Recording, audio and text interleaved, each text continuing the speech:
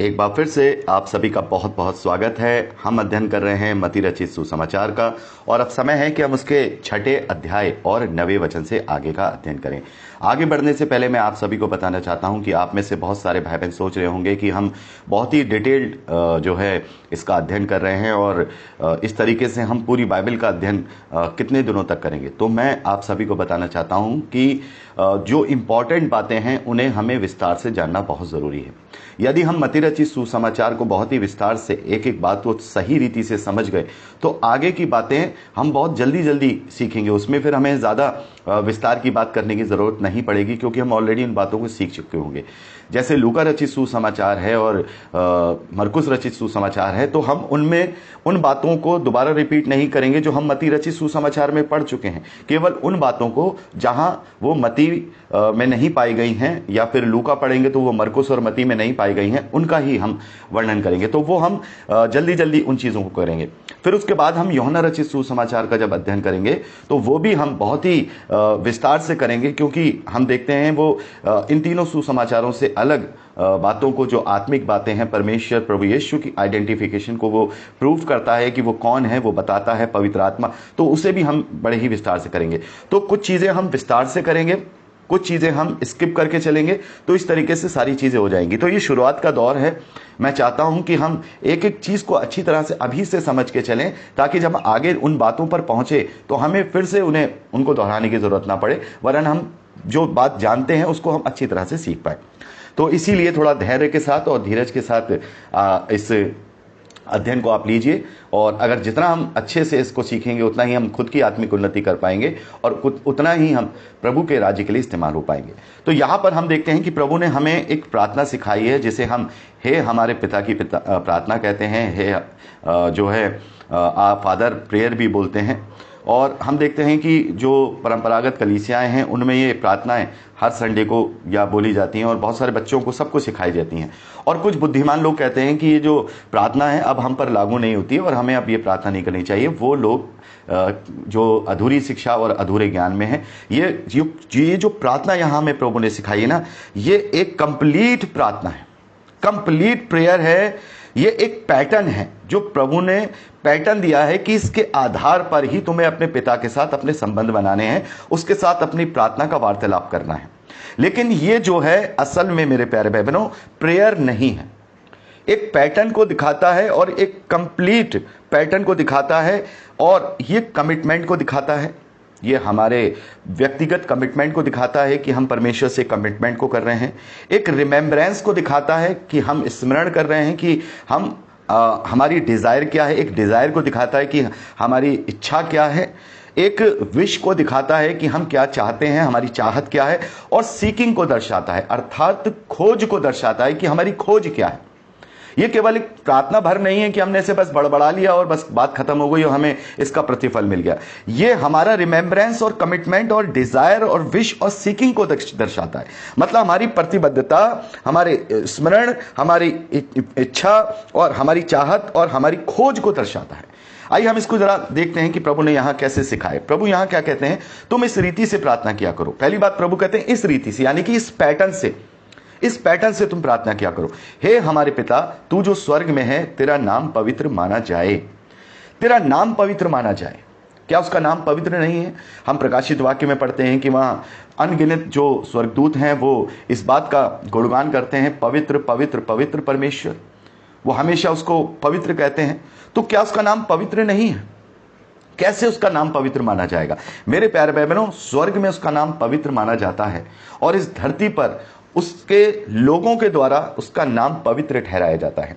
हम पुराने नियम में पढ़ते हैं, परमेश्वर यहोवा कहते हैं कि तुम्हें पवित्र बनना है क्योंकि तुम्हारा यहोवा पवित्र है। तो मेरे प्यारे भाई बहनों, जब हम ये कहते हैं कि तेरा नाम पवित्र माना जाए तो ये हम कमिटमेंट कर रहे होते हैं कि प्रभु हमारे जीवन के द्वारा तेरा नाम पवित्र माना जाएगा, क्योंकि हम अपने अंदर वो पवित्रता उत्पन्न करने का प्रयास करते हैं जैसा कि तू पवित्र है। लिखा है, प्रभु ने कहा सिद्ध बनो जैसा तुम्हारा पिता सिद्ध है। और पुराने नियम और नए नियम दोनों जगह लिखा है कि पवित्र बनो क्योंकि तुम्हारा पिता पवित्र है। तो मेरे प्यारे भाई बहनों, ये केवल ये प्रार्थना नहीं है, ये हमारी इच्छा है। और ये इच्छा हम जब तक अपने जीवन से पूरी नहीं करेंगे तो ये प्रार्थना करना व्यर्थ है। हमें अपने जीवन से उसका नाम पवित्र बनाना है। ठीक है, तो ये कमिटमेंट के रूप में। दूसरा, तेरा राज्य आए, तेरी इच्छा जैसे स्वर्ग में पूरी होती है वैसे ही पृथ्वी पर भी हो। तो क्या उसका राज्य नहीं आया? बहुत सारे लोग कहते हैं उसका राज्य आ चुका है। तो मेरे प्यारे भाई बहनों, बेशक उसका राज्य हम सब मसीह विश्वासियों के रूप में इस धरती पर आ चुका है, लेकिन अभी ये कंप्लीट राज्य नहीं है। क्या ये कंप्लीट राज्य है? अगर होता तो पौलुस लिखते कि संसार का सरदार शैतान है। वो लिखते कि इस संसार के पूरा संसार, इस जो यूहन्ना ने लिखा कि पूरा संसार उस दुष्ट के वश में पड़ा है। हम एक छोटा सा इजराइल बनके इस धरती पर एक राज्य बन गए हैं, लेकिन अभी उसका राज्य पूरा नहीं आया है। उसका राज्य तब आएगा जब प्रभु यीशु मसीह का द्वितीय आगमन होगा और पूरे समस्त धरती पर, पूरी कायनात पर उसका राज्य कायम होगा, और जो अंतिम बैरी मृत्यु है वो नष्ट की जाएगी, और उस दुष्ट को उसके अंजाम तक, उसके लिए जो गंधक की झील बनाई गई है, उसको और उसके मानने वालों को उसमें डाला जाएगा। तो ये भी हमारी इच्छा है। अब यहां तेरी इच्छा जैसे स्वर्ग में पूरी होती है वैसे ही इस पृथ्वी पर हो। तो कैसे होगी? कैसे उसकी इच्छा पूरी होगी? ऐसे होगी वो मेरे जीवन से, मैं जब परमेश्वर की इच्छा को पूरा करूंगा। और परमेश्वर की इच्छा क्या है? परमेश्वर की इच्छा मेरे प्यारे भाई बहनों ये है कि कोई नाश ना हो। तो हम अपने आप को सबसे पहले अपने जो हमें उद्धार मिला है मेरे प्यारे भाई बहनों, उसके द्वारा हम अपने आप को नाश होने वाला नहीं वरन अनंत जीवन में पहुंचाने वाला बना करके अगर हम अपने जीवन को जीते हैं, उसकी आज्ञा पालनता में जीते हैं, तब हम उसकी इच्छा अपने जीवन से पूरी करते हैं। तो ये मैंने आपसे क्या कहा, ये एक प्रार्थना नहीं, एक कमिटमेंट और ये इच्छा है। क्या ये हमारी इच्छा है कि तेरा राज्य आए? और तेरा राज्य आ रहा है तो तेरी इच्छा मेरे द्वारा पूरी हो रही है। तो केवल प्रार्थना बड़बड़ाने से ही क्या सब कुछ हो गया? प्रार्थना बड़बड़ाने से नहीं होगा, इसको समझना होगा। ये अगर हम अपनी डिजायर के साथ, अपनी कमिटमेंट के साथ, अपनी इच्छा और अपनी खोज के साथ इस शब्दों को नहीं परमेश्वर के सामने रख रहे हैं तो हम ये व्यर्थ कर रहे हैं। और याद रखिएगा, हर रोज अगर हम ये प्रार्थना करते हैं तो इसका मतलब यह है कि हम परमेश्वर से अपने कमिटमेंट को दोहरा रहे हैं। तो परमेश्वर कहेगा कि हाँ, तूने हर पल इस बात को दोहराया, लेकिन तूने अपने जीवन में इसको लागू नहीं किया। तो इसलिए प्रभु ने ये प्रार्थना करनी सिखाई कि हम इसका गहरा अर्थ समझें। आगे लिखा है, हमारे दिन भर की रोटी आज हमें दे। दिन भर की रोटी, ये क्या यहां पर क्या ये लिखा है कि हमेशा की रोटी दे? आज दिन भर की रोटी हमें दे, दिन भर की। क्योंकि हमें नहीं पता है कि कल का सूरज हम देखेंगे या नहीं। और हम लोग क्या करते हैं, हम लोग आने वाले समयों की भी चिंता करते हैं। प्रभु अभी आगे हमें यही सिखाएंगे इसी 6ठे अध्याय में कि तुम चिंता करके ये मत करना कि क्या खाएंगे क्या पिएंगे। अन्य जातियां भी तो यही चिंता करती हैं। तुम्हारा स्वर्गीय पिता जानता है तुम्हारी क्या जरूरत है, वो तुम्हारे लिए पूरी करेगा। तो हमें केवल उतना ये कह करके हम परमेश्वर के सामने अपने सेटिस्फैक्शन को क्या कर रहे हैं, प्रस्तुत कर रहे हैं कि प्रभु हमें आज की रोटी का इंतजाम कर। और ये दोनों रोटी के विषय में बात हुई है।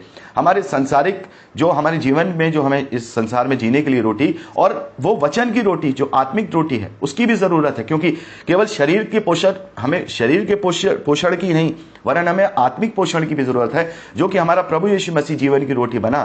तो ये वचन की रोटी भी हमें आज अपने जीवन में लागू करनी है। वो हमें आज का वचन दे जो हम अपने जीवन में लागू करके अपने आप को जो है अंश अंश करके तेरे तेजों में प्रकाश में अपने आप को बदलने पाए। ठीक है, तो ये सेटिस्फैक्शन को दर्शाता है। और लिखा है, और जिस प्रकार हमने अपने अपराधियों को क्षमा किया है वैसे ही तू हमारे अपराधों को क्षमा कर।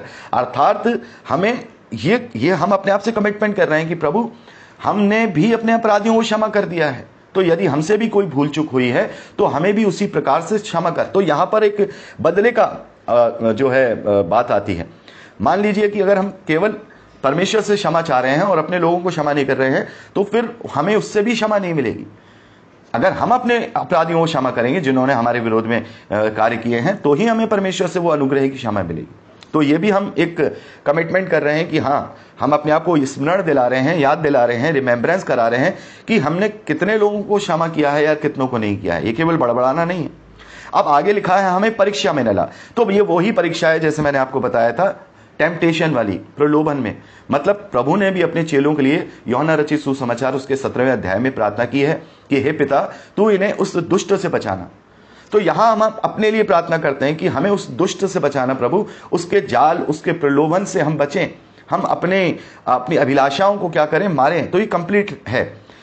परीक्षा में न ला।